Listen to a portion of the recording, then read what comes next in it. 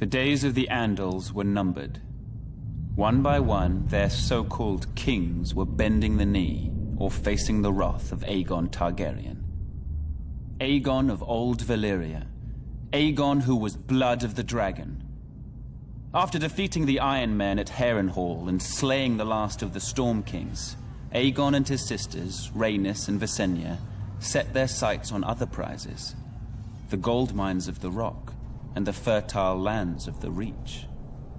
King Loren Lannister of the Rock and King Mern Gardener of the Reach foolishly thought their combined armies could beat back the Targaryen host.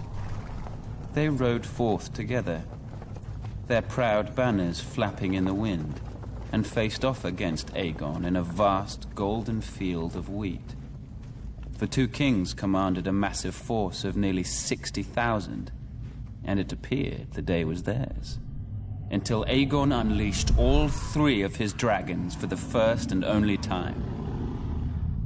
Each beast was named after the Valyrian gods of Aegon's forefathers. Visenya rode Vhagar, whose fiery breath could melt armor. Rhaenys rode Meraxes, whose jaws were big enough to swallow a horse whole.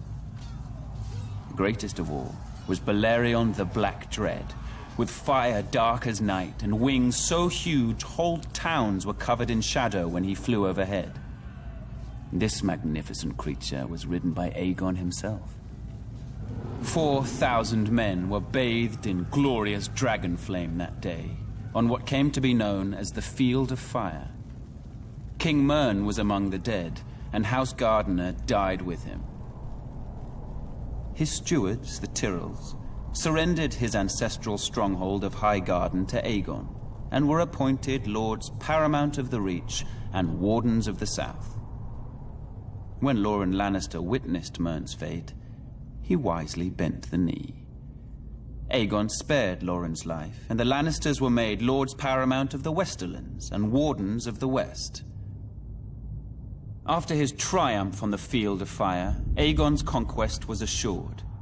In a short time, the so-called Seven Kingdoms were melted down in the heat of the dragon's flame and transformed into a single realm.